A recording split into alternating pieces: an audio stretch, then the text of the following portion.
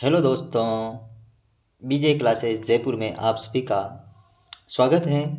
आज हम हमारा राजस्थान कक्षा 7 का भाग 2 जो है, कक्षा 6 तो पढ़ चुके हैं अपन और उसका भाग 2 है कक्षा 7 में, उसका अध्ययन करेंगे।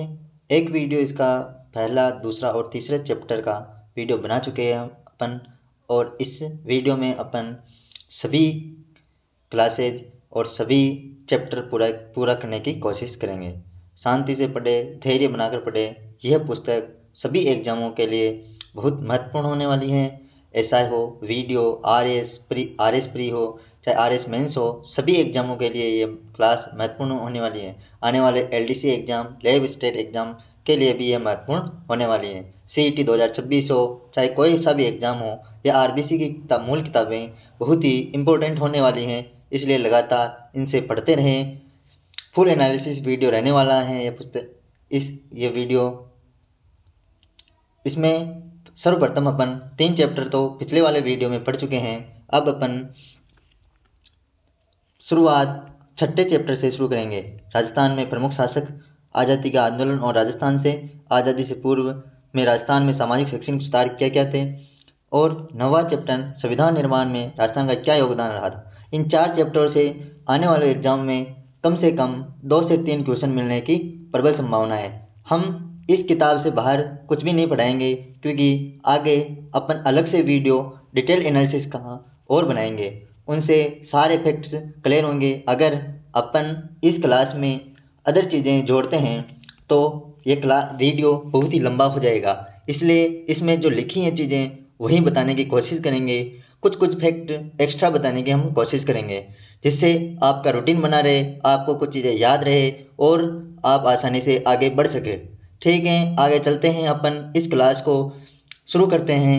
चैप्टर नंबर 6 से शुरू करते हैं। राजस्थान में प्रमुख शासक।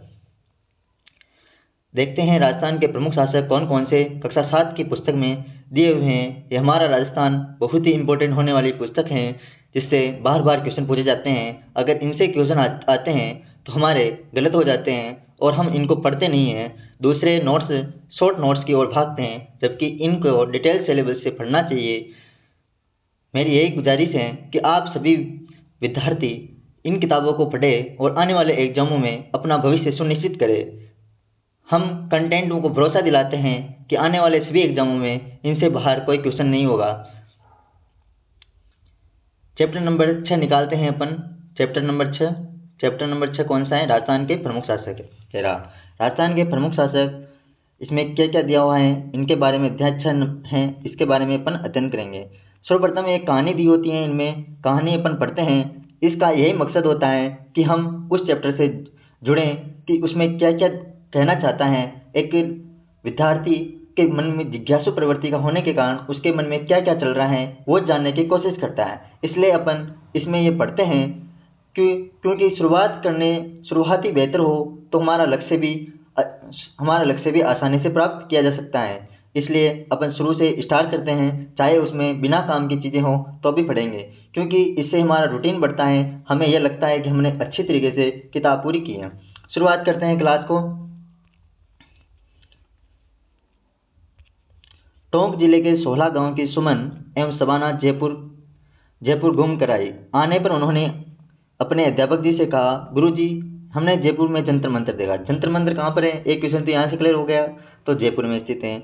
ये बहुत ही सुंदर है। वहाँ हमें बताया कि उसे स्वाय जयसिंह ने बनाया। तो जंतर मंतर किसने बनाया? स्वाय जयसिंह ने बनाया। 2 क्वेश्चन हो गए ना। जयसिंह एक महान निर्माता थे जिन्होंने जयपुर का निर्माण भी किया था। यह सुनकर पार्थ बड़ा बलवंत बोला, पिछले साल मैं भी चित्तौड़ घूमने गया था। तब वहाँ मैंने विजय स्तंभ कहाँ पर स्थित हैं? चित्तौड़गढ़ में। किसने बनवाया था? महाराणा कुंभा ने। वहाँ लोग कह रहे थे कुंभा महान और वीर शासक थे। बच्चों की बातें सुनकर गुरुजी बोले, देखो बच्चों, राजस्थान में कई ऐसे शासक हुए हैं जिन्हें हम वीर और महान कह सकते हैं, क्योंकि उन्होंने अपने कार्य से प्रदेश को गौरवान्वित किया है। ऐसे ही कुछ शासकों के बारे में मैं बताता हूँ। शुरुआत करते हैं पृथ्वीराज चौहान, जो अजमेर के शासक हैं। 1170 से 1192 में ये अजमेर के शासक थे। अजमेर में चौहान शासकों का वंश राज्य रहा है, शासन रहा है। शुरुआत करते हैं पृथ्वीराज चौहान से 1177 से 1192 ईस्वी में। यह एक महान चौहान शासक थे। पढ़ते हैं, भारत में सल्तनत काल से पूर्व पृथ्वीराज चौहान नाम प्रतापी शासकों में महत्वपूर्ण रहा है। उनके पिता का नाम क्या था? सोमेश्वर। माता का नाम कर्पूरी देवी। जब पृथ्वीराज अल्पायु में थे, मतलब 11 वर्ष के थे, तभी वो शासक बन गए थे। उनके पिता की मृत्यु हो गई और ऐसे में माता कर्पूरी देवी ने संरक्षिका के रूप में शासन का भार संभाला। संरक्षिका कौन बनी? कर्पूरी देवी, उनकी माताजी। किंतु निकट से के संबंधियों ने उनका लाभ उठाना चाहा। शासक बनने के उपरांत पृथ्वीराज चौहान ने सर्वप्रथम अपनी आंतरिक स्थिति की ओर ध्यान दिया। पृथ्वीराज चौहान में योग्य प्रशासक, वीर एवं साहसी योद्धा व सेना नायक आदि गुण विद्यमान थे। विद्यानुरागी पृथ्वीराज को 6 भाषाओं का ज्ञान था। कितनी भाषाओं का ज्ञान था पृथ्वीराज को? 6 भाषाओं का ज्ञान था। इसके दरबारी विद्वान कौन कौन थे? विद्यापति गौड़ थे, बागेश्वर थे, जानक थे, विश्वरूप जनार्दन थे, चंद्रवरदाय थे। पृथ्वी भट्ट जैसे लेखक व कवि इसके दरबार की शोभा बढ़ाते थे। प्रसिद्ध ग्रंथ पृथ्वीराज रासो की रचना चंद्रवरदाय ने की है, जिसका प्राचीन नाम क्या मिलता है? पृथ्वी भट्ट। पृथ्वी भट्ट किसका नाम था? चंद्रवरदाय का ही नाम था। इसके अलावा पृथ्वीराज चौहान के समय में 2 युद्ध लड़े गए। त्राइन का प्रथम युद्ध और त्राइन के द्वितीय युद्ध। किसके साथ में लड़े गए? तो मोहम्मद घोरी के साथ में। कब लड़े गए? 1191 और 1192 ईस्वी में। सर्वप्रथम 1191 ईस्वी के युद्ध में पृथ्वीराज चौहान की विजय हो जाती है और 1192 के ईस्वी में त्राइन के द्वितीय युद्ध में पृथ्वीराज विजय हार जाता है, पराजित हो जाता है और मोहम्मद घोरी जीत जाता है। पृथ्वीराज चौहान के बाद मेवाड़ के महान शासक महाराणा कुंभा वीर शासक 1433 से 1468 का अध्ययन करते हैं। क्या हैं इसकी महत्वपूर्ण बातें? कौन थे महाराणा कुंभा? तो सिसोदिया वंश के कला प्रेमी, कला में निपुण थे, इसलिए कला प्रेमी कहा गया। शासक सिसोदिया वंश के कला प्रेमी शासक कुंभा का जन्म कब हुआ था? 1417 ईस्वी चित्तौड़गढ़ में हुआ था। महाराणा कुंभा 1433 ईस्वी में मेवाड़ के राज सिंहासन पर बैठे। महाराणा कुंभा मेवाड़ राज सिंहासन में कब बैठे? 1433 ईस्वी में। शासक बनते ही महाराणा कुंभा को कई कठिनाइयों का सामना करना पड़ा। महाराणा कुंभा की राजनीतिक उपलब्धियों में बूंदी, गागरोन, सिरोही, वागड़, विजयगढ़, मेवाड़, मारवाड़, मैत्री प्रमुख थी। इसके अलावा महाराणा कुंभा के व्यक्तित्व में कटार, कलम, कला की त्रिवेणी थी। किन महाराणा कुंभा के व्यक्तित्व में किन 3 चीज़ों की त्रिवेणी थी? तो कटार, कलम, कला, तीनों मुख्य रूप से उनमें व्यक्तित्व में विद्यमान थे। सांस्कृतिक दृष्टि से यह काल मेवाड़ के इतिहास का स्वर्ण युग कहा जाता है। महाराणा कुंभा के काल का जो सांस्कृतिक दृष्टि से महत्वपूर्ण काल है, मेवाड़ का जो स्वर्ण युग कहलाता था महाराणा कुंभा के समय का। मेवाड़ में स्थित 84 दुर्गों में से 32 दुर्ग तो कुंभा द्वारा ही निर्मित है। कुंभा ने अचलगढ़ दुर्ग, बसंती का दुर्ग, जो कहाँ पर है? सिरोही में स्थित है। भौमट दुर्ग, मचान दुर्ग, कुंभलगढ़ दुर्ग कहाँ पर है? राजमंद में स्थित है। चित्तौड़ के दुर्ग में स्थित विजय स्तंभ का निर्माण किसने करवाया? महाराणा कुंभा जी ने। कुंभा महान संगीतकार भी थे। इन्होंने विभिन्न ग्रंथ भी लिखे। उनके द्वारा रचित संगीत के ग्रंथों में संगीत राज प्रमुख है। संगीत मीमांसा, सूर प्रबंध, कामरतिसार, ये प्रमुख उनके द्वारा रचित ग्रंथ हैं। संगीत राज तो 5 भागों में विभाजित था। कुंभा ने जयदेव रचित गीत गोविंद पर कौन सी टीका लिखी? रसिक प्रिया टीका लिखी। तो रसिक प्रिया टीका किसने लिखी थी? महाराणा कुंभा ने। किसके द्वारा रचित थी? तो जयदेव रचित द्वारा गीत गोविंद पर रसिक प्रिया टीका किसके द्वारा की गई? महाराणा कुंभा के द्वारा। वह चंडीस्थक की टीका भी लिखी। महाराणा कुंभा ने महाराजाधिराज रायन, महाराणा, राजगुरु, दान गुरु, हाल गुरु, परम गुरु, चाप गुरु योग्यता अभिव्यक्त करने वाली उपाधियां भी धारण की थी। इनको महाराणा कुंभा महान उस समय के शक्तिशाली शासक थे। उन्होंने अनेक युद्ध जीते, अनेक युद्ध लड़े, जिसमें वो विजय रहे। इनके अलावा महाराणा सांगा, जो 1509 से 1528 ईस्वी में शासक बने, ये भी बहुत इंपॉर्टेंट शासक थे। ये मेवाड़ के शासक थे। इन्होंने क्या क्या कार्य किए पढ़ते हैं। राणा सांगा का वास्तविक नाम क्या था? संग्राम सिंह था। राणा सांगा राणा रायमल के पुत्र थे। इनके शासनकाल में मेवाड़ अपनी शक्ति के चरमोत्कर्ष पर पहुंच गया। इन्होंने सभी राजपूत राज्यों को संगठित किया और उन्हें एक छत्र के नीचे लाए। इसे क्या कहा जाता है? पाती परवन का अर्थ है कि सभी राजाओं को, राजपूतों को एक साथ लाकर अपने लक्ष्य को प्राप्त करना था। महाराणा सांगा पराक्रमी योद्धा थे। इन्होंने दिल्ली, गुजरात व मालवा मुगल बादशाहों के आक्रमणों से अपने राज्य की बहादुरी से रक्षा की। इनके शरीर पर 80 घाव थे और राणा सांगा अपनी वीरता और उदारता के लिए प्रसिद्ध हुए। इनके समय में बांडी का युद्ध, खातौली का युद्ध, बयाना का युद्ध और खानवा का युद्ध महत्वपूर्ण है। बयाना का युद्ध 16 फरवरी 1527 ईस्वी को लड़ा गया, जबकि खानवा का युद्ध मार्च 1927 को लड़ा गया। इसमें खानवे के युद्ध में महाराणा सांगा की पराजय हुई और बयाना के युद्ध में महाराणा सांगा विजयी रहे। अब पढ़ते हैं मालदेव चौहान। मालदेव कौन से? मालदेव राठौर कहाँ के शासक थे? ये मालदेव राठौर जोधपुर के शासक थे, जो राव गंगा के पुत्र थे। राव गंगा के बाद में शासक बने मालदेव राठौर। 1532 से 1564 उनका कार्यकाल रहा है, जो बहुत ही महत्वपूर्ण शासक थे और उन्होंने 58 परगने हासिल किए। 52 युद्धों के विजेता इन्हें कहा जाता है। पढ़ते हैं मालदेव राठौर के बारे में। तो मालदेव राठौर राव गंगा के ज्येष्ठ पुत्र थे। मालदेव स्वतंत्रता प्रेमी एवं महत्वाकांक्षी शासक थे। मालदेव ने निरंतर विजयों से कूटनीति से मारवाड़ के राज्यों की सीमा का विस्तार भी किया। मारवाड़ के इतिहास में राव मालदेव का शासन मारवाड़ का क्या कहलाता है? शौर्य युग कहलाता है। इन्होंने अपने काल में कुल 52 युद्ध किए। इनका एक साथ छोटे बड़े 58 परगनों पर अधिकार था। सर्वप्रथम भादरा जून को जीता। इसके बाद नागौर, मेड़ता, सिवाना, बीकानेर पर मालदेव ने विजय प्राप्त की। मालदेव ने सोजत दुर्ग, मालकोट दुर्ग, मेड़ता, मालकोट दुर्ग कहाँ पर है? मेड़ता, पोखरण दुर्ग का निर्माण करवाया। पोखरण दुर्ग का निर्माण, मालकोट दुर्ग का निर्माण, सोजत दुर्ग का निर्माण किसने करवाया? मालदेव राठौर ने। 1562 ईस्वी में मालदेव जी का देहांत हो जाता है और मालदेव को फारसी इतिहासकारों ने हशमत वाला शासक कहा जाता है। हशमत वाला शासक किसे कहा गया? तो मालदेव राठौर को कहा गया। कब कहा गया? 1562 ईस्वी से पहले फारसी इतिहासकारों ने इसका नाम दिया। फिर आते हैं मेवाड़ के शासक, प्रतापी शासक, जिनको महाराणा प्रताप कहा जाता है। 1572 से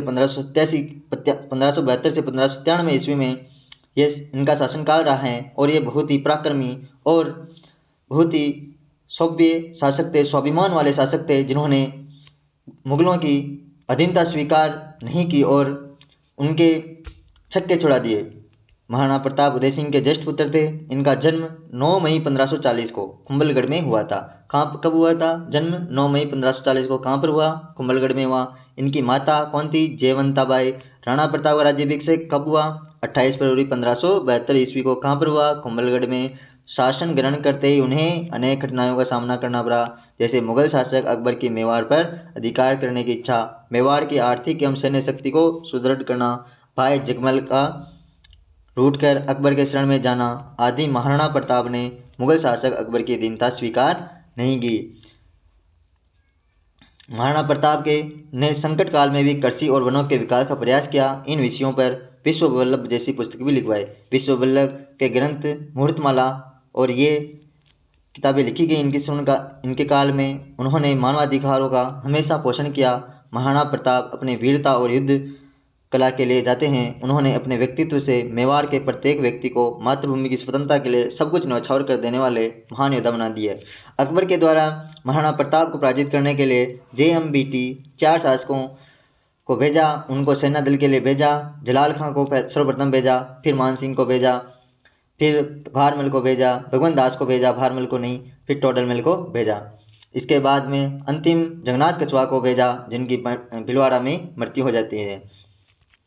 अब पढ़ते हैं महाराणा राय सिंह। महाराणा राय सिंह राठौर शासक, बीकानेर के शासक थे। ये बीकानेर के शासक कब से कब तक रहे? 1574 से 1612 ईस्वी को। 1574 से 1612 ईस्वी को ये याद रखने, क्योंकि अभी जो एग्जाम हुए रीट एग्जाम, 7 एग्जाम में 9 एग्जामों में लगभग काल क्रमानुसार और यही क्वेश्चन रिपीट होते रहे। बार बार रिपीट होना ये दर्शाता है कि चयन बोर्ड की यही मंशा है कि आने वाले एग्जाम में काल क्रमानुसार आरोही अवरोही क्रम में पूछे जाए, जिससे बच्चे डीपली पढ़े तो भी उनको चीज़ें आए, वरना वो खेल से इस एग्जाम से बाहर हो जाए। पढ़ते हैं महाराणा राय सिंह। बीकानेर के राव कल्याणमल के बड़े पुत्र राय सिंह का जन्म कब हुआ? 20 जुलाई 1541 ईस्वी को। ये जन्म भी पूछ लिए गए थे। बीकानेर के राव कल्याणमल के बड़े पुत्र राय सिंह का जन्म 20 जुलाई 1541 ईस्वी को हुआ। 1574 ईस्वी में राय सिंह का राज्याभिषेक हुआ। राय सिंह ने अपने रण कौशल से गुजरात, काबुल, कंधार एवं दक्षिण भारत के अभियानों को सफल बनाया। वे अपनी दानशीलता के लिए प्रसिद्ध थे। इसी खूबी के कारण इन्होंने राजपुताने का कर्ण कहा जाता है। राजपुताने का कर्ण किसे कहा जाता है? महाराजा राय सिंह को। राय सिंह बीकानेर के सुदृढ़ जूनागढ़ दुर्ग का निर्माण किन्होंने कराया? महाराणा राय सिंह को थे। इन्होंने किले के भीतर एक प्रशस्ति भी लिखा है जिन्हें राय सिंह प्रशस्ति कहते हैं। विद्यानुरागी महाराजा राय सिंह ने राय सिंह महोत्सव, ज्योतिष रत्नमाला जैसे ग्रंथों की रचना की। तो विद्यानुरागी महाराजा राय सिंह ने किन किताबों की रचना की? तो राय सिंह महोत्सव और ज्योतिष रत्नमाला। राय सिंह प्रशस्ति किसके द्वारा लिखी गई? तो जयिता के द्वारा। किसके द्वारा? जयिता के द्वारा।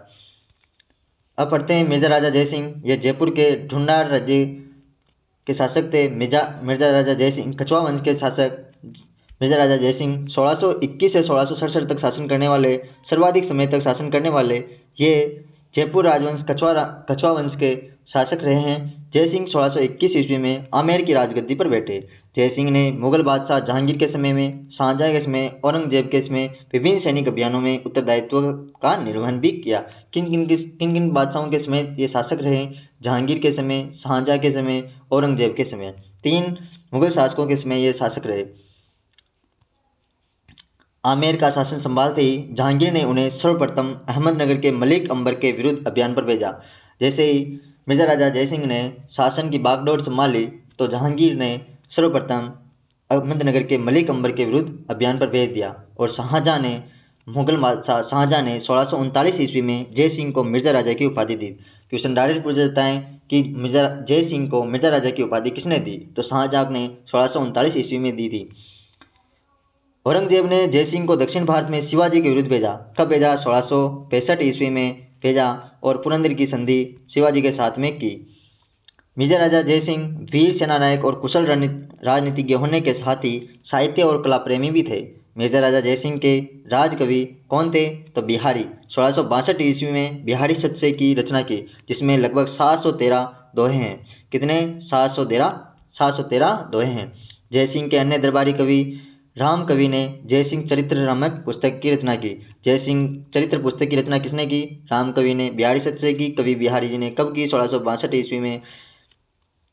ये बहुत ही इंपॉर्टेंट किताबें हैं। ये किताबें बहुत बार पूछी जाती हैं और बच्चे बोलते हैं ये किताब जयसिंह चरित्र तो हमने पढ़ी नहीं, ये कहाँ से पूछ ली? तो ये कक्षा 7 की किताब में है। बहुत सी किताबें ऐसी हैं जो आपने नहीं सुनी होगी लेकिन इन किताबों में दे रखी हैं और यहाँ से डायरेक्ट क्वेश्चन पूछा जाता है जो हमें नहीं आता है। फिर महाराणा जसवंत सिंह के बारे में पढ़ते हैं। ये भी राठौर वंश के शासक रहे हैं जो जोधपुर के शासक रहे हैं। जसवंत सिंह का जन्म दिसंबर 1626 ईस्वी को बुरहानपुर कहाँ पर है? महाराष्ट्र में हुआ। पिता गज सिंह की मृत्यु। इनके पिता कौन थे? गज सिंह की मृत्यु के पश्चात जसवंत सिंह का राज्याभिषेक किया गया। मुगल बादशाह शाहजहां ने जसवंत सिंह को महाराजा की उपाधि दी। तो जसवंत सिंह को महाराजा की उपाधि किसने दी? तो मुगल बादशाह शाहजहां ने। मुगल उत्तराधिकार युद्ध में जसवंत सिंह ने पहले शाही सेना शाहजहां के द्वारा किसे बादशाह घोषित करने की सलाह दी गई थी? तो सर्वप्रथम शाहजहां के द्वारा अमीर खुसरो दारा सिखों को शासक बनाने की कोशिश की थी लेकिन औरंगजेब ने विद्रोह कर दिया। परंतु बाद में आमेर शासक जयसिंह के कहने पर उन्होंने दोराई के युद्ध में औरंगजेब का साथ दिया। औरंगजेब ने जसवंत सिंह को अपने राज्य के विभिन्न क्षेत्रों में भेजा और जसवंत सिंह ने दक्षिण भारत में औरंगाबाद के निकट जसवंतपुरा कस्बा बसाया। जसवंत सिंह अच्छे साहित्यकार भी थे। इन्होंने और जसवंत सिंह के द्वारा कौन कौन सी पुस्तकें लिखी गई हैं? ये बहुत ही इंपॉर्टेंट ग्रंथ हैं, इनको याद रखना है। ये क्वेश्चन डायरेक्ट एग्जाम में पूछे जाते हैं। आनंद प्रकाश किसकी पुस्तक है? महाराजा जसवंत सिंह की। सिद्धांत बोध, भाषा भूषण, प्रबोध चंद्रोदय। 4 पुस्तकों के नाम याद कर लेना। आनंद प्रकाश, सिद्धांत बोध, भाषा भूषण, प्रबोध चंद्रोदय आदि ग्रंथों की रचना किन्होंने की? महाराणा जसवंत सिंह ने। ये क्लास बहुत इंपॉर्टेंट होने वाली है आपके लिए। महाराजा राज सिंह प्रथम 1652 से 1600 ईस्वी तक मेवाड़ के शासक रहे हैं। कहाँ के? मेवाड़ के शासक रहे हैं। इनके समय समकालीन मुगल बादशाह औरंगजेब रहे हैं जिनसे इनके शुरुआत में अच्छे संबंध थे, लेकिन बाद में ये उनके विरोधी हो गए। 1652 ईस्वी में महाराणा जगत सिंह के पुत्र 1652 ईस्वी में महाराणा जगत सिंह के पुत्र राज सिंह मेवाड़ के शासक बनते। राज सिंह ने मुगल उत्तराधिकार युद्ध में औरंगजेब का साथ दिया था। किसका साथ दिया? औरंगजेब का साथ दिया था। मुगल उत्तराधिकार युद्ध में दारा सिकोह और औरंगजेब के भाइयों के मध्य जो युद्ध हुए थे, उन्होंने राज सिंह ने किसका साथ दिया था? औरंगजेब का। परंतु औरंगजेब की नीतियों ने राज सिंह को उसका विरोधी बना दिया। ये बात मैंने बता दी है आपको। औरंगजेब के कारण ब्रज से गोवर्धननाथ श्रीनाथ जी की मूर्ति को लेकर आए। ब्रज से गोवर्धननाथ श्रीनाथ जी की मूर्ति कौन लेकर आए थे? महाराणा राज सिंह जी लेकर आए। गोस्वामी भक्तों को राज सिंह ने शरण दी। सिहार नाथद्वारा में श्रीनाथ जी की मूर्ति और द्वारिकादास की मूर्ति कंकरौली राजमंद में स्थापित कर वहां मंदिर भी बनवाया।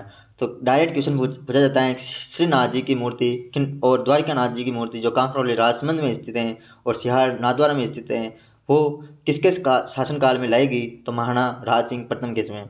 उदयपुर में अम्बा माता का मंदिर का निर्माण किन्होंने करवाया?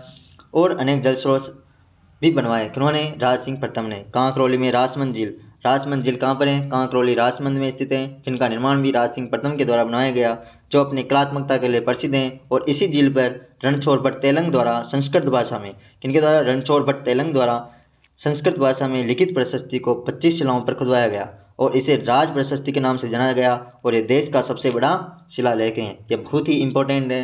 रणछोड़ भट्ट तेलंग द्वारा संस्कृत भाषा में लिखित 25 शिलाओं पर खुदाई गई राज प्रशस्ति के नाम से जानी जाती है और देश का सबसे बड़ा शिलालेख है। अब पढ़ते हैं कछवाहा राजवंश के महत्वपूर्ण शासक स्वाई जयसिंह का, जिनका शासनकाल 1699 ईस्वी से 1743 ईस्वी में रहा है। जयसिंह का जन्म 1688 ईस्वी में हुआ है। अपने पिता की मृत्यु के पश्चात वो अल्पायु में ही 1699 ईस्वी में राजगद्दी पर बैठ जाते हैं।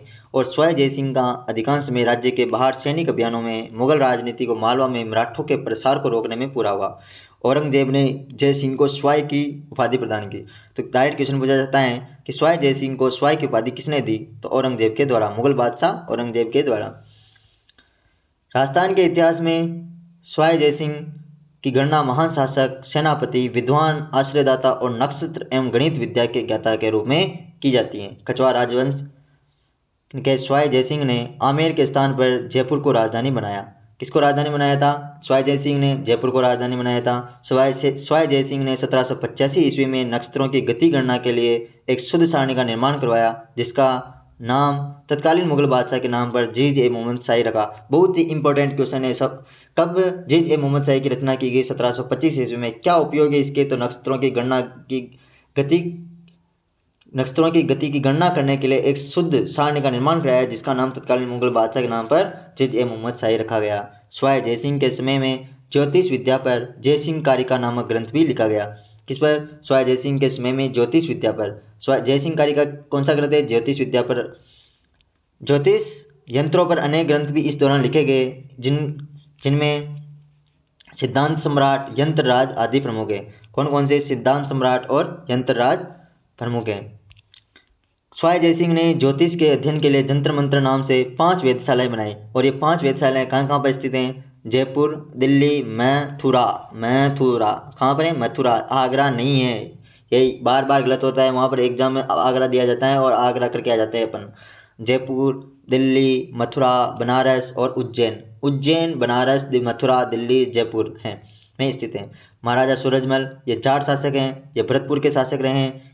1755 से 1763 ईस्वी में इनका शासनकाल रहा है। महाराजा सूरजमल भरतपुर के शासक थे। इनके पिता कौन थे? बदन सिंह ने अपनी अस्वस्थता के कारण अपना राजपाट इन्हें सौंप दिया था। जब मुगल साम्राज्य एवं अन्य राज्य की अवनति की ओर जा रहे थे, तब मुगल मराठों और राजपूतों के गठबंधन का शिकार हुए बिना ही सूरजमल ने अपनी योग्यता से भरतपुर राज्य का विस्तार किया एवं गाजियाबाद, रोहतक, झज्जर, आगरा, धौलपुर, मैनपुरी, हाथरस, बनारस, फर्रुखनगर इलाके जीत लिए। सूरजमल वीर सेनानायक, चतुर कूटनीतिज्ञ एवं कला प्रेमी के साथ एक मानवीय दृष्टिकोण वाले शासक थे। पानीपत के तृतीय युद्ध के पश्चात इन्होंने मराठा शरणार्थियों को अपने राज्य में संरक्षण दिया। तो सूरजमल बहुत ही इंपॉर्टेंट शासक हैं। इन्होंने क्या क्या कार्य किया था? सूरजमल ने अपनी योग्यता से भरतपुर का विस्तार किया। गाजियाबाद, रोहतक, झज्जर, आगरा, धौलपुर, मैनपुरी, हाथरस, बनारस, फर्रुखा नगर इलाके जीत लिए थे। सूरजमल वीर सेना नायक, चतुर कूटनीतिज्ञ, कला प्रेमी के साथ एक मानवीय दृष्टिकोण वाले शासक थे। पानीपत के तृतीय युद्ध के पश्चात इन्होंने मराठा शरणार्थियों अहमद शाह अब्दाली को अपने राज्य में संरक्षण दिया। कला मर्मज्ञ के रूप में अपने प्रभुत्व वाले क्षेत्र में किले व महल बनाए। इन्होंने अपने राज्य में साहित्यकारों को संरक्षण दिया और इनके समय में मुख्य रूप से विद्वान कविवर सुदन, ये नाम नहीं सुने होंगे, अखेराम गर्ग, कवि राम सुदन, अखेराम गर्ग जैसे विद्वान उनके दरबार की शोभा बढ़ाते थे। ये चैप्टर खत्म हो गया है। अगला चैप्टर पढ़ते हैं अपन। ये क्वेश्चन आपको आ जाएंगे। राजपूतानाकरण किसे कहा जाता है? महाराणा राय सिंह को। विजय स्तंभ का निर्माण किसने करवाया था? तो महाराणा कुंभा के द्वारा। और ये क्वेश्चन वैसे ये काम के नहीं ज़्यादा। अब पढ़ते हैं चैप्टर नंबर 7, आज़ादी का आंदोलन और राजस्थान। किस प्रकार आज़ादी के आंदोलन में राजस्थान की मुख्य भूमिका रही है, इसका हम इस चैप्टर में विस्तार से अध्ययन करेंगे। अध्याय 7 पढ़ते हैं। क्या लिखा है इस चैप्टर में, क्या बातें की गई हैं इस चैप्टर में, अच्छे से ध्यान से पढ़ो। और ये क्लास बहुत ही इम्पोर्टेंट होने वाली है, इसलिए हर चैप्टर इसका इम्पोर्टेंट है। पढ़ते हैं, शुरुआत करते हैं। देश में जब आज़ादी का आंदोलन चल रहा था तब राजस्थान भी उससे अछूता नहीं रहा। राजस्थान में अजमेर पर अंग्रेजों का सीधा आधिपत्य था।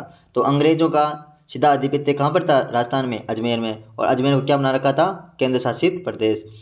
शेष राजस्थान पर राजा महाराजाओं का शासन था, इसलिए यहाँ संघर्ष का स्वरूप थोड़ा भिन्न था। अंग्रेजों ने देशी रियासतों के कामकाज में हस्तक्षेप प्रारंभ कर दिया था, जिससे यहाँ के सामाजिक ताने बाने में बदलाव आया। इसके विरुद्ध यहाँ के किसानों एवं जनजातियों ने आवाज़ उठाई एवं संघर्ष किया। कालांतर में विभिन्न रियासतों में प्रजामंडलों की स्थापना भी हुई और प्रजामंडलों ने लोगों में राजनीतिक चेतना जागृत की एवं बाद में राजस्थान के एकीकरण में भी महत्वपूर्ण भूमिका निभाई। किस प्रकार राजस्थान में किसान आंदोलन हुए, क्यों हुए, इसके कारण क्या हैं, इसके बारे में अच्छे से जानेंगे। और कहाँ कहाँ ये किसान आंदोलन हुए, उसके बारे में क्या रहा उनका योगदान, इसके बारे में अध्ययन करते हैं। राजस्थान में किसान आंदोलन। मध्यकाल में राजस्थान में जागीरदारों एवं किसानों के मध्य अच्छे संबंध थे। कब? मध्यकाल में। जागीरदार एवं किसानों को अपनी जागीर में बसने के लिए प्रोत्साहित करते थे, परंतु अंग्रेजों एवं राजाओं के मध्य सहायक संधि होने के बाद, कब हुई थी सहायक संधि? 1818 ईस्वी में। मुख्य रूप से 2 जिलों में 1803 ईस्वी में। कहाँ पर? भरतपुर और अलवर में, सितंबर और नवंबर में हुई थी। और सबसे लास्ट में सिरोही में हुई थी 1923 ईस्वी में, शिव सिंह के द्वारा। पढ़ते हैं। परंतु अंग्रेजों एवं राजाओं के मध्य सहायक संधि होने के बाद अंग्रेजों ने राजाओं से नगद लगान वसूलना प्रारंभ किया। राजाओं ने यह राशि जागीरदारों से एवं जागीरदारों ने किसानों से वसूली। अंग्रेजों के साथ राजा एवं जागीरदार ऐशो आराम में पड़ गए एवं यह भार भी किसानों पर डाल दिया गया। उन पर लागतें बढ़ा दी गई। किसानों से बेगार ले जाने लगा। परेशान होकर किसानों ने विरोध में आंदोलन किए, जिनमें से प्रमुख निम्नलिखित हैं। कौन कौन से किसान आंदोलन हुए, इनका चर्चा विस्तार से करते हैं।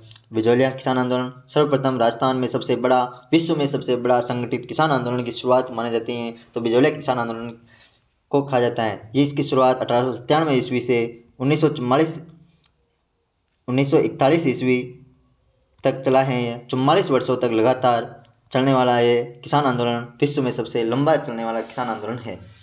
पढ़ते हैं। भारत में एक संगठित किसान आंदोलन की शुरुआत का श्रेय मेवाड़ के बिजौलिया किसान आंदोलन को जाता है। इस आंदोलन की प्रमुख विशेषता यह है कि 44 वर्षों तक चला एवं पूर्णतया अहिंसात्मक भी रहा। इसमें 3 चरणों में ये आंदोलन समाप्त हुआ था। बिजौलिया, जो वर्तमान में भीलवाड़ा जिले में स्थित है, तत्कालीन मेवाड़ रियासत का ठिकाना था। यह आंदोलन धाकड़ जाति के किसानों द्वारा प्रारंभ किया गया। किसके द्वारा? धाकड़ जाति के किसानों द्वारा। यह आंदोलन मुख्यतः 3 चरणों में विभक्त था। प्रथम चरण कब हुआ था? 1893 से 1914 साधु सीताराम दास के नेतृत्व में। दूसरा चरण 1914 से 1923 के ईस्वी में, जिसमें विजय सिंह फतीक प्रमुख नेता थे। तीसरा चरण 1923 से 1941 में, जिसमें माणिक्यलाल वर्मा, राम नारायण चौधरी ये प्रमुख नेता थे। 1897 ईस्वी में क्या हुआ था ऐसी घटना जिससे बिजौलिया में किसान आंदोलन के उग्र हुआ? 1897 ईस्वी में जो वहाँ के जागीरदार थे राव कृष्ण सिंह के, इसमें बिजौलिया की जनता में 84 प्रकार की लागतें लगा ली जाती थी। अतः किसानों के प्रतिनिधि नानजी और ठाकरे पटेल ने मेवाड़ महाराणा से इसकी शिकायत भी की। कौन कौन से प्रतिनिधि थे? नानजी और ठाकरे पटेल। ये बहुत ही इंपॉर्टेंट नाम है। नानजी और ठाकरे पटेल मेवाड़ महाराणा फतेह सिंह थे, उसमें उसकी शिकायत की।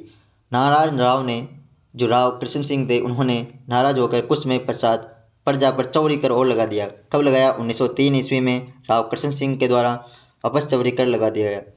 चौरी कर क्या होता है? चौरी लड़कियों के विवाह के समय लिया जाने वाला कर है 5 रुपये या 13 रुपये होता था। किसानों के विरोध के बाद चौरी कर की लागत माफ कर दी एवं लगान में छूट दी गई। राव कृष्ण सिंह की मृत्यु के बाद पृथ्वी सिंह, जो 1906 में जागीर संभालता है, पृथ्वी सिंह ने जनता पर कौन सा तलवारबंदी, जिसे उत्तराधिकार कर भी कहा जाता है, तलवार बंधाई कर, कौन सा कर? तलवार बंधाई कर, जो उत्तराधिकार घोषित होने के समय दिया जाने वाला कर था।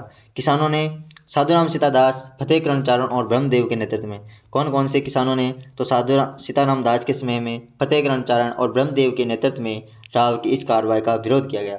कौन कौन से साधु? सीताराम दास, फतेहकरण चारण और ब्रह्मदेव के नेतृत्व में इस कार्रवाई का विरोध किया। इस आंदोलन के दौरान श्री विजय सिंह पथिक ने सन 1917 ईस्वी में उपरमाल पंच बोर्ड की स्थापना की। उपरमाल पंच बोर्ड की स्थापना 1917 ईस्वी में श्री विजय सिंह पथिक के द्वारा की गई। उनको माणिक्य लाल वर्मा का साथ भी मिला। किसानों ने पथिक के नेतृत्व में आंदोलन जारी रखा। किसानों ने शांतिपूर्ण सत्याग्रह भी किया, गिरफ्तार होते रहे। आंदोलन के तीसरे चरण में जमनालाल बजाज ने आंदोलन का नेतृत्व किया।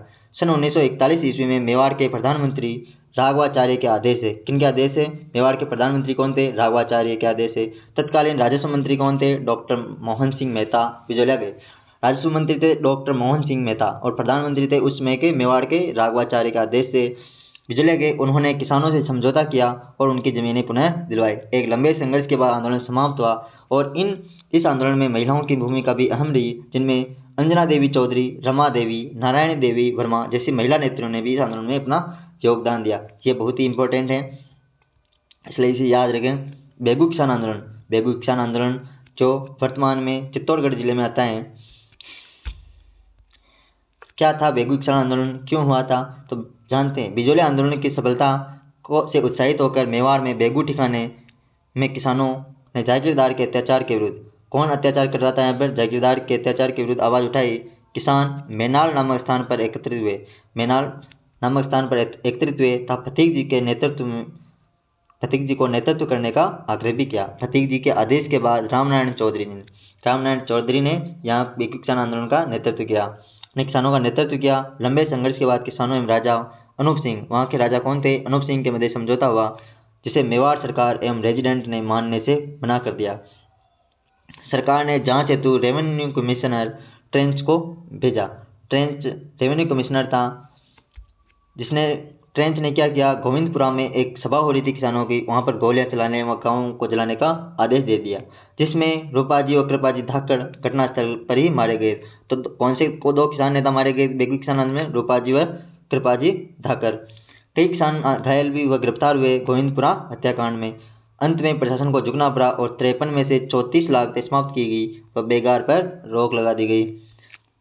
बूंदी किसान आंदोलन 2 बार शुरू हुआ था। ये सर्वप्रथम 1921 में शुरू हुआ था, फिर बाद 1926 में शुरू हुआ था और इसके बाद में 1936 में भी यह वापस शुरू हुआ।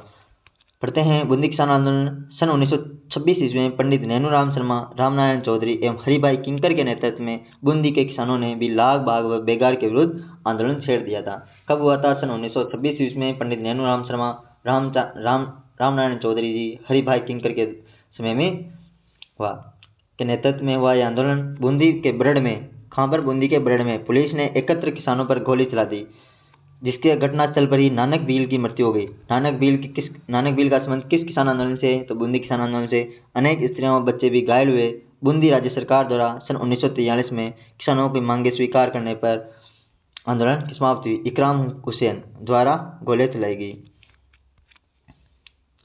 अलवर किसान आंदोलन, जिसे निमोचना किसान आंदोलन कहा जाता है, यह दोहरा डाई से भी कहा जाता है। गांधी जी ने इसका जलियांवाला बाग हत्याकांड से भी तुलना की है। अलवर राज्य में क्यों हुआ था ये? तो अलवर राज्य में जंगली सूअर किसानों की फसलों को नुकसान पहुंचाते थे। जंगली सूअर किसानों को नुकसान पहुंचाते थे और वहाँ के महाराजा ने वहाँ पर प्रतिबंध लगा दिया था, जंगली सूअर को मारना नहीं है। इसलिए वहाँ पर किसान विरोधी हो गए सरकार के, और किसानों ने 1921 में सूअर मारने की अनुमति को लेकर आंदोलन किया। कब हुआ था? 1921 में। सन 1925 में अलवर महाराजा जय सिंह द्वारा की गई लगान वर्दी के विरुद्ध किसानों ने निमुचना गांव में एक सभा का आयोजन किया। किया। कब, कहाँ पर? नीमूचना गांव में। कब?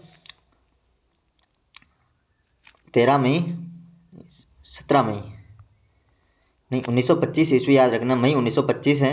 मई 1925 में नीमूचना गांव में एक सभा का आयोजन हुआ। सभा में गोली चलाने से सैकड़ों किसान एवं स्त्रियों बच्चे मारे गए, अनेक घरों को जला दिया गया, अनेक पशु जलकर मर गए और गांधी जी ने इस घटना की आलोचना करते हुए इसे राजस्थान का जलियांवाला बाग हत्याकांड कहा। तो राजस्थान का जलियांवाला बाग हत्याकांड किस आंदोलन को कहा जाता है? तो नीमूचना हत्याकांड को, जो मई 1925 को हुआ था।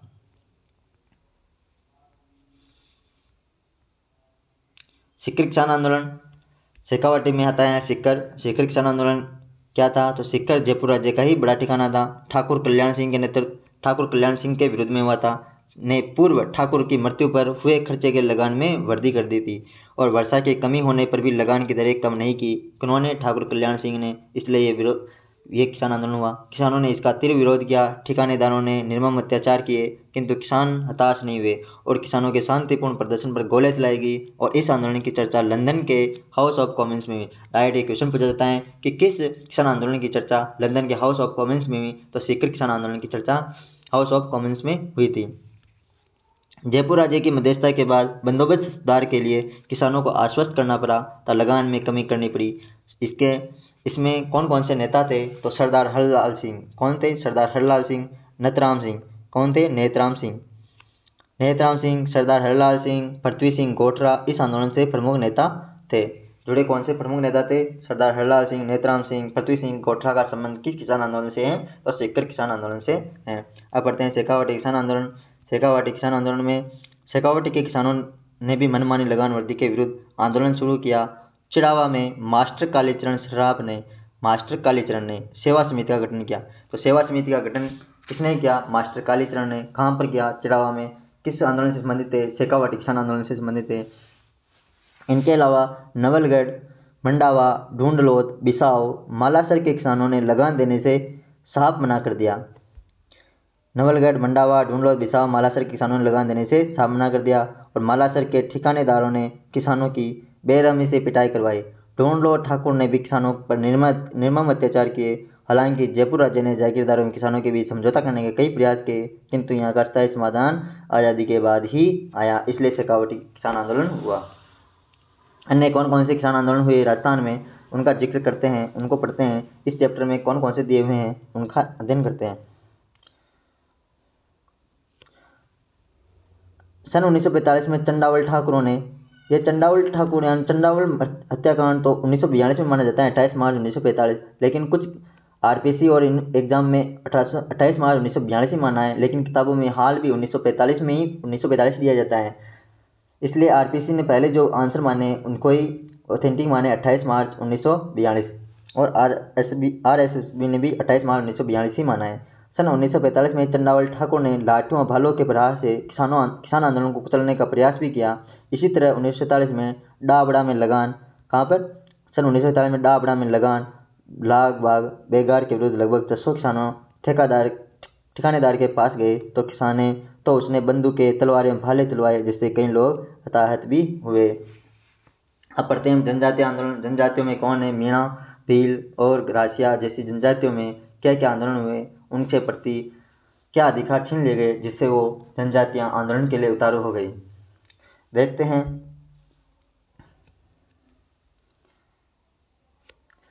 राजस्थान में भील, मीणा, ग्रासिया आदि जनजातियां प्राचीन काल से निवास करती आई हैं। दक्षिणी राजस्थान में भीलों का बाहुल्य है। मेवाड़ के राजसिंहन में इसका चित्र अंकित रहता है। जयपुर एवं आसपास के क्षेत्र में मीणा जाति का बाहुल्य है, परंतु समय के फेर से ये बहादुर जातियां सामाजिक एवं आर्थिक दृष्टि से पिछड़ गई। अंग्रेजी काल में इनकी भारी शोषण हुआ। उस काल में कुछ जनसेवकों एवं समाज सुधारकों ने इन्हें जागृत किया। इनके प्रमुख नेता कौन थे? जैसे मोतीलाल तेजाब थे, गोविंद गुरु थे,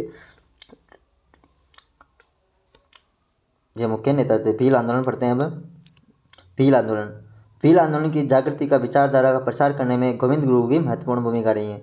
उन्होंने कौन सी सभा की? संप सभा की स्थापना की। कब की? 1983 ईस्वी में, और इसका प्रथम अधिवेशन 1903 में हुआ था। गोविंद गुरु ने बेगार व अनुचित लागत न देने के लिए भीलों को जागृत किया।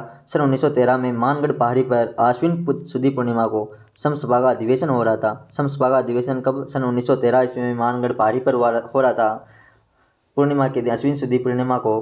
तब अंग्रेज सेना ने पहाड़ी को चारों तरफ से घेर कर गोलियां चलाई और घटनास्थल पर हजारों आदिवासी मारे गए और घायल हुए, और इसे भगत आंदोलन भी कहा जाता है। भगत आंदोलन भी इसे ही कहा जाता है। आदिवासी जातियों के दूसरे मसीहा मोतीलाल तेजावत थे। प्रथम तो कौन थे? गोविंद गुरु। दूसरे मसीहा मोतीलाल तेजावत। चित्तौड़गढ़ के मातृकुंडिया में तेजावत ने किसानों व आदिवासियों को बेगार, कहाँ पर? मातृकुंडिया कहाँ पर है? चित्तौड़गढ़ में। वहाँ पर हो रहे बेगार, लगान, अत्याचार आदि के विरुद्ध संघर्ष का आह्वान किया। आंदोलन को गति देने के लिए एकता पर बल दिया, इसलिए इसे एके आंदोलन के संस्थापक कौन थे? तो मोतीलाल तेजावत थे। भगत आंदोलन किसने चलाया? गुरु गोविंद सिंह ने चलाया। 1913 में मानगढ़ पहाड़ी किसके संबंध में घटना हुई थी? गोविंद गुरु के समय में। वहाँ पर किसानों का अधिवेशन चल रहा था, संप सभा का, तो वहाँ पर गोलियां चलाई थी अंग्रेजों के द्वारा। एके आंदोलन को गति देने क्या था? एके आंदोलन को गति देने के लिए हजारों आदिवासी उदयपुर में एकत्रित हुए। तब महाराणा को 21 सूत्रीय मांग पत्र दिया। तो मोतीलाल तेजावत द्वारा महाराणा को कितने सूत्रीय मांग पत्र दिया गया? 21 सूत्रीय। इस मांग पत्र को मेवाड़ की पुकार भी कहा जाता है। महाराणा ने तत्काल 18 मांगे तो मान ली। तो क्वेश्चन डायरेक्ट पूछ सकता है, मेवाड़ के महाराणा ने मोतीलाल तेजावत द्वारा 21 सूत्रीय मांग पत्र में से कितनी मांगे मान ली? तो 18 मांगे उन्होंने मान ली थी। और देवल, डूंगरपुर, बांसवाड़ा में भीलों को संगठित करने का श्रेय भोगीलाल पंड्या तथा हरिदेव जोशी को भी जाता है। तो डूंगरपुर, बांसवाड़ा में कौन मुख्य रूप से भूमिका निभाई संगठित करने में भीलों को? तो भोगीलाल पंड्या तथा हरिदेव जोशी। मीणा जनजाति आंदोलन क्या था? मीणा जनजाति आंदोलन क्यों हुआ, कैसे हुआ, क्या कारण से? पढ़ते हैं। मीणा जनजाति आंदोलन के एक वर्ग को अंग्रेजी शासन ने शांति व्यवस्था की जिम्मेदारी दे रखी थी। ये मीणा चौकीदारी करते थे। मीणाओं का क्या काम था उसमें? मीणा चौकीदारी करते थे अंग्रेजों के समय में, एवं बदले में गांव वालों से छूत वसूला करते थे। ये मीणा चौकीदार मीणा कहलाए। राज्य में होने वाली चोर डकैती के लिए अक्सर इन्हें जिम्मेदार ठहराया गया। मतलब कोई भी चोर डकैती हो तो मीणाओं को जिम्मा सौंप दिया, ये इन्होंने चोरी की है। और किसी चोरी का माल बरामद न होने पर मीणाओं से उस साल की कीमत वसूली जाने लगी। कुछ लोग अपराधी कार्य में संलग्न होने लगे। सरकार ने 1924 में क्रिमिनल ट्राइब्स एक्ट कब आया? 1924 ईस्वी में। के तहत क्या था? तो 12 वर्ष से अधिक आयु के मीणा जाति के लोगों को प्रतिदिन समीप के थाने में अपनी उपस्थिति देने के लिए पाबंद किया गया। क्रिमिनल जो ट्राइब्स एक्ट 1924 में आया, उसके तहत 12 वर्ष से अधिक आयु के जो मीणा जाति के जो लोग थे, उनको थाने में जाकर उनकी उपस्थिति दर्ज करानी थी। इन कारणों से मीणाओं में असंतोष फैला और मीणा समाज में व्याप्त बुराइयों, जरायम पेशा कानून जैसे कठोर कानून हटवाने जैसे और चौकीदारी प्रथा समाप्त करने के लिए के लिए आंदोलन चलाया। और आज़ादी के बाद सन 1952 में जरायम पेशा कानून समाप्त किया। तो जरायम पेशा कानून 1952 में समाप्त किया गया। कब किया गया? 1952 ईस्वी में। प्रजामंडल, कौन कौन से प्रजामंडल हैं इस चैप्टर में? पढ़ते हैं। प्रजामंडल क्या होता है? सर्वप्रथम जानते हैं प्रजामंडल का अर्थ क्या है। तो प्रजा का मंडल अथवा संगठन, प्रजा को संगठित करना ही प्रजामंडल है। राजस्थान में प्रजामंडल में महत्वपूर्ण भूमिका निभाई, जिसमें पंडित जवाहरलाल नेहरू ने कहा था कि किसी स्थान पर जन आंदोलन तभी आरंभ हो सकता है जब वहाँ की जनता तैयार हो। मतलब किसी भी क्षेत्र में आंदोलन तभी तैयार हो सकता है जब वहाँ की जनता तैयार होती है, वरना कोई भी आंदोलन सक्सेस नहीं होता है। आप भी देख के वर्तमान सरकारों में ये देखते हैं कि तभी आंदोलन सफल होता है जब लोग उस आंदोलन से जुड़े रहे। जन आंदोलन के संचालन का दायित्व जनता को दिया गया एवं राजस्थान की विभिन्न रियासतों में प्रजामंडलों का गठन किया गया। तो राजस्थान में कौन कौन से प्रजामंडल का गठन हुआ, ये पढ़ते हैं। मारवाड़ प्रजामंडल, सर्वप्रथम मारवाड़ प्रजामंडल जयनारायण व्यास ने किनके द्वारा मारवाड़ प्रजामंडल की स्थापना की? जयनारायण व्यास ने। कब की? जोधपुर में 1934 ईस्वी में मारवाड़ प्रजामंडल की स्थापना की। और इसके अध्यक्ष कौन बने? भंवरलाल सर्राफ। प्रजामंडल आंदोलन को गति देने के लिए 1938 में रणछोड़ दास खट्टानी के अध्यक्षता में मारवाड़ लोक परिषद का गठन किया। तो मारवाड़ लोक परिषद का गठन कब हुआ? तो 1938 में। किसकी अध्यक्षता में हुआ? रणछोड़ दास खट्टानी। जबकि मारवाड़ प्रजामंडल की स्थापना कब हुई? 1934 में। किसने की? जयनारायण व्यास ने। कब की? कहाँ की? जोधपुर में की। और इसके अध्यक्ष कौन बनाए गए? भंवरलाल सर्राफ इसके अध्यक्ष बनाए गए। अगला जयपुर प्रजामंडल, जो सर्वप्रथम राजस्थान में जिस प्रजामंडल की स्थापना हुई 1931 में, वो जयपुर प्रजामंडल ही था। और जयपुर प्रजामंडल 1931 में किसके द्वारा कर्पूर चंद पारगी एवं जमनालाल बजाज के प्रयासों से जयपुर प्रजामंडल की स्थापना हुई। तो डायरेक्ट क्वेश्चन पूछा जाता है, कर्पूर चंद पारगी एवं जमनालाल बजाज के प्रयासों से किस प्रजामंडल की स्थापना की गई? तो जयपुर प्रजामंडल की कब की गई? 1931 ईस्वी में की गई। ये राजस्थान का प्रथम प्रजामंडल था जिसका गठन किया गया। 1936 ईस्वी में जयपुर प्रजामंडल का पुनर्गठन भी हुआ। तो दोबारा पुनर्गठन कब हुआ जयपुर प्रजामंडल का? तो 1936 ईस्वी में हुआ। जयपुर में चिरंजी लाल मिश्र के नेतृत्व में प्रजामंडल ने कार्य करना प्रारंभ किया। तो क्वेश्चन डायरेक्ट पूछा जा सकता है, तो प्रजामंडल ने कार्य करना कब प्रारंभ किया जयपुर प्रजामंडल ने? तो चिरंजी लाल मिश्र के नेतृत्व में किया 1936 के बाद। सन 1936 में जमनालाल बजाज की अध्यक्षता में पहला अधिवेशन हुआ। तो जयपुर प्रजामंडल का पहला अधिवेशन कब हुआ? 1936 ईस्वी में। इसकी अध्यक्षता किसने की? जमनालाल बजाज के द्वारा की गई। बाद में हीरालाल शास्त्री भी इसके अध्यक्ष बने। प्रजामंडल ने रियासतों में उत्तरदायी शासन की भी स्थापना की भी मांग की। मेवाड़ प्रजामंडल की डेट याद रखनी है, कब की गई? 24 अप्रैल 1938 ईस्वी को मेवाड़ प्रजामंडल की स्थापना की गई। इसके अध्यक्ष किसके के द्वारा कौन थे? बलवंत सिंह मेहता थे। मेवाड़ प्रजामंडल में मुख्य नेता कौन थे? माणिक्यलाल वर्मा ने इससे महत्वपूर्ण भूमिका निभाई थी। 24 अप्रैल 1938 को बलवंत सिंह मेहता की अध्यक्षता में मेवाड़ प्रजामंडल की स्थापना की गई और इसमें माणिक्यलाल वर्मा ने महत्वपूर्ण भूमिका निभाई। प्रजामंडल ने महाराणा पर अंग्रेजों के से संबंध तोड़ने पर निरंतर दबाव डाला। स्वतंत्रता के संघर्ष में प्रजामंडल की सक्रिय भूमिका रही। बीकानेर प्रजामंडल 1936 में बीकानेर प्रजामंडल की स्थापना कब की गई? 1936 में। किसके द्वारा? मगाराम वैद्य और लक्ष्मण दास स्वामी, दो व्यक्ति थे। मगाराम वैद्य तो सबको याद रहता है, लेकिन लक्ष्मण दास स्वामी भी याद रखना है। लक्ष्मण दास स्वामी और मगाराम वैद्य किस प्रजामंडल से संबंधित थे? तो बीकानेर प्रजामंडल से संबंधित थे। 1936 में इसकी स्थापना की गई। 30 जून 1946 को रायसिंह नगर में प्रजामंडल का खुला अधिवेशन हुआ था और इसी में रायसिंह नगर की घटना भी हुई जहाँ पर बीरबल शहीद हो गए थे। 1 जुलाई को बीरबल दिवस मनाया जाता है। 30 जून 1946 को रायसिंह नगर में प्रजामंडल का खुला अधिवेशन आयोजित किया गया। अब पढ़ते हैं कोटा प्रजामंडल। क्या था कोटा प्रजामंडल? कौन अध्यक्ष थे इसके? तो कोटा प्रजामंडल अभिन हरि, तनुसुख लाल आदि के सहयोग से नैनूराम ने हाड़ौती प्रजामंडल की स्थापना की। हाड़ौती प्रजामंडल की स्थापना किसने की? नैनूराम ने। इसके सहयोगी कौन थे? अभिन हरि और तनसुख लाल। क्वेश्चन पूछ सकता है कि अभिन हरि और तनसुख लाल और नैनूराम किस प्रजामंडल से जुड़े हुए थे? तो हाड़ौती प्रजामंडल की पहले स्थापना हो जाती है, लेकिन कोटा प्रजामंडल 1939 में बनता है वापस। कोटा में पंडित नैनूराम की 1937 में हाड़ौती प्रजामंडल बन जाता है, लेकिन हाड़ौती प्रजामंडल का वापस पुनर्गठन करके कोटा प्रजामंडल के निर्माण पंडित नैनूराम की अध्यक्षता में मई 1948 में प्रजामंडल का अधिवेशन होता है। कोटा प्रजामंडल के कार्यकर्ताओं ने अन्य प्रजामंडलों की तरह भारत छोड़ो आंदोलन में भाग लिया तथा उत्तरदायी शासन की मांग की, जबकि जयपुर प्रजामंडल ने भारत छोड़ो आंदोलन में भाग नहीं लिया था। 2 पक्ष हो गए थे वहां पर।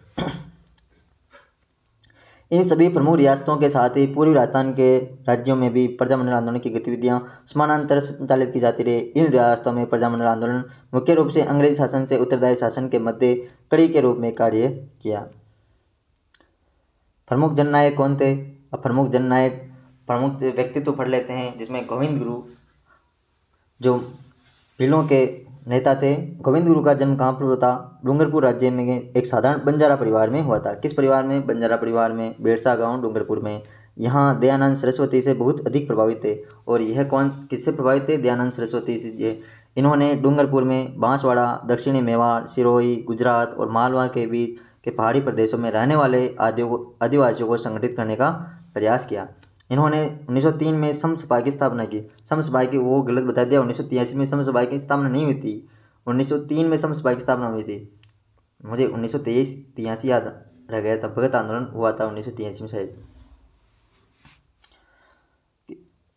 कि संप राजस्थानी भाषा का शब्द है। संप क्या था? संप राजस्थानी भाषा का शब्द है जिसका अर्थ है संयुक्त का प्रेम और बंधुत्व। संप सभा के माध्यम से गोविंद गुरु ने आदिवासियों को शराब, मांस, चोरी और लूटमार आदि से दूर करने का प्रयास किया। तो संप सभा के माध्यम से गोविंद गुरु ने आदिवासियों को क्या क्या छोड़ने की बात की? शराब से, मांस से, चोरी और लूटमार से दूर रहने की सलाह दी। मेहनत मजदूरी करके अपने परिवार का भरण पोषण करने का संदेश दिया। गांव गांव में स्कूल खोलने और बच्चों बूढ़ों को पढ़ाने और ज्ञान का प्रसार का संदेश दिया। रोज स्नान करने और ईश्वर में आस्था रखने की बात की। किन्होंने? अर्जुनलाल शेट्टी नहीं, गोविंद गुरु ने। अर्जुनलाल शेट्टी तब पढ़ेंगे। अर्जुनलाल शेट्टी कौन थे? अर्जुनलाल शेट्टी का जन्म जयपुर में हुआ था। जयपुर में इन्होंने वर्धमान विद्यालय की स्थापना की। वर्धमान विद्यालय की स्थापना कब की? 1905 ईस्वी में अर्जुन लाल सेठी ने जयपुर में की। ये अंग्रेजी के, फारसी के, संस्कृत के, अरबी के और पाली के विद्वान थे। ये 5 भाषाओं के मुख्य विद्वान थे। अंग्रेजी, पारसी, संस्कृति, अरबी और पाली राजस्थानी के नहीं थे। इनके वर्धमान विद्यालय में देश भर के क्रांतिकारियों को समुचित प्रशिक्षण देने की व्यवस्था की। सेठी ने धार्मिक शिक्षा के साथ साथ विद्यार्थियों को देश सेवा और क्रांति का पाठ पढ़ाते थे। प्रसिद्ध क्रांतिकारी रास बिहारी बोस से संपर्क में आने के बाद राजस्थान में सशस्त्र क्रांति का संगठन करने का दायित्व श्री सेठी को सौंपा गया। केसरी सिंह बारट के बारे में पढ़ते हैं। कोई किताबों में 1907 भी दिया रहता है। वर्धमान विद्यालय की स्थापना कभी 1907 में भी दिया होता है। केसरी सिंह बारट कौन थे? केसरी सिंह बारट राजस्थान के स्वतंत्रता प्रेमी केसरी सिंह बारट का पूरा परिवार जो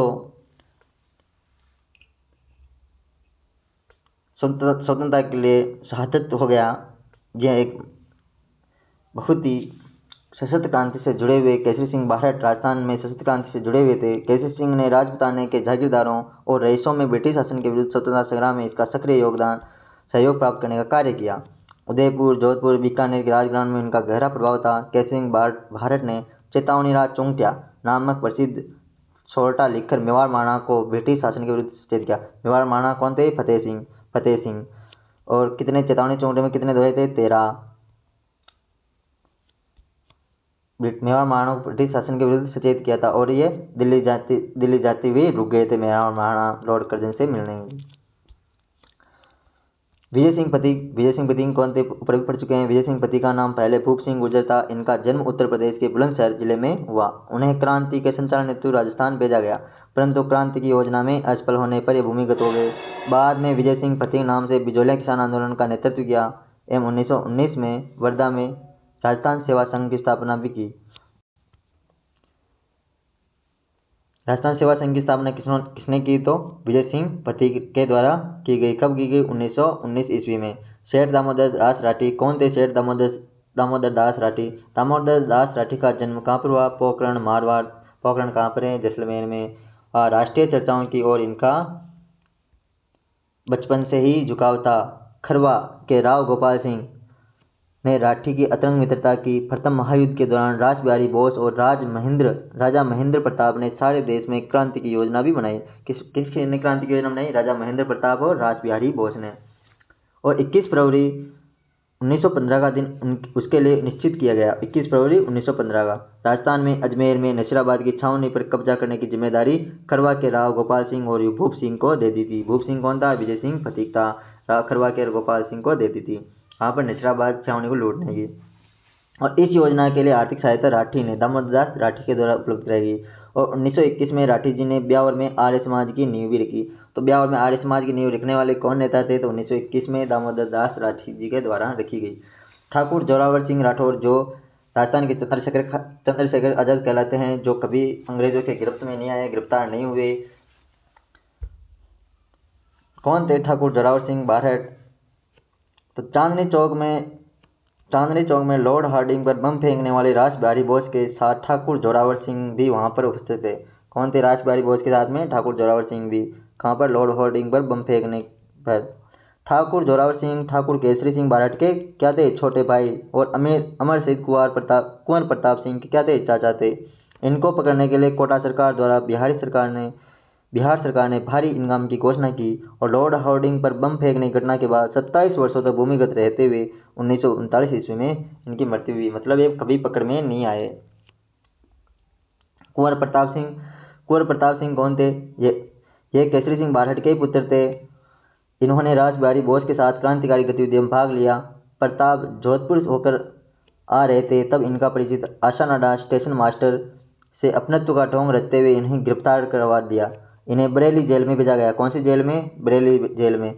इनको भेजा गया हजारीबाग जेल में। और अर्जुन लाल सेठी को कौन सी जेल में भेजा गया? वेलूर जेल में। कौन सी जेल में? वेलूर जेल में, याद रखना। और राव गोपाल सिंह खरवा को टोडगढ़ जेल में भेजा गया, अजमेर की में। बरेली जेल में भेजा गया और कठोर यातनाएं दी। साथ ही क्रांतिकारियों की जानकारी प्राप्त करने के लिए प्रलोभन भी दिए गए, लेकिन उन्होंने अपने साथियों के बारे में नहीं बताया। इनके धैर्य और कष्ट सहिष्णुता के आगे CID के डायरेक्टर चार्ल्स क्लीवलैंड में चकरा गए। चार्ल्स चार्ल्स क्लावलैंड भी पकड़ा गए। ब्रिटिश सरकार की अमानुषिक यातनाओं का शिकार होकर बरेली जेल में अल्पायु में शहीद हो गए। चार्ल्स क्लावलैंड कहते हैं कि तुम्हारी माँ बाहर हो रही हैं, तुम तो जाओ। तो उन्होंने एक प्रताप सिंह ने एक कहते हुए टाल दिया कि अगर मेरी माँ रोती है तो रोने दो, मैं मेरी माँ रोने के चक्कर में दूसरे हजारों माताओं को नहीं रुला सकता। राव गोपाल सिंह खरवा, अब पढ़ते हैं राव गोपाल सिंह खरवा। कौन थे राव गोपाल सिंह खरवा? राजस्थान में सशस्त्र क्रांति जो 21 फरवरी 1915 को होने वाली थी में ठाकुर गोपाल सिंह और विजय सिंह पति को सौंपा गया। भार किसको सौंपा गया? ठाकुर राव गोपाल सिंह और विजय सिंह पति को। अंग्रेजों को पता लग जाने के कारण क्रांति की योजना विफल हो गई थी और विजय सिंह पति को राव गोपाल सिंह ने टोडगढ़ में नजरअंदाज कर दिया गया। किस जेल में? टोडगढ़ में। कुछ दिनों पश्चात ये दोनों ही वहां से लापता हो गए। गोपाल सिंह सलेमाबाद में पकड़े गए और तिहाड़ जेल में भेज दिए गए। गोपाल सिंह कहाँ पर पकड़े गए? सलेमाबाद में। और कहाँ भेज दिया गया? तिहाड़ जेल में। सन 1920 में रिहा होने के बाद ये रचनात्मक कार्य में संलग्न हो गए। कौन? राव गोपाल सिंह करवा। एक चैप्टर खत्म हो गया है। बेगार कुछ शब्दावली में देख लेते हैं। बेगार क्या होता है? तो बिना मजदूरी के बलपूर्वक करवाया जाने वाला काम। सत्याग्रह क्या होता है? सत्य के लिए किया गया हटा और आग्रह। लाग बाग क्या होता है? जागीरदार द्वारा अपनी जनता से लिया जाने वाला लागत कर और बेगार। चौरी कर क्या होता है? जनता से बेटी की शादी पर जागीरदारों द्वारा लिया जाने वाला कर कहलाता है चौरी कर। ठीक है, थैंक यू दोस्तों। ये क्लास बहुत लंबी कट जाएगी। इसी क्लास में सारे चैप्टर करेंगे। अगले वीडियो में देखते हैं बचे हुए चैप्टरों को। धन्यवाद, थैंक यू सर। लाइक करें दोस्तों, बताएं क्लास बहुत ही इम्पोर्टेंट है ये।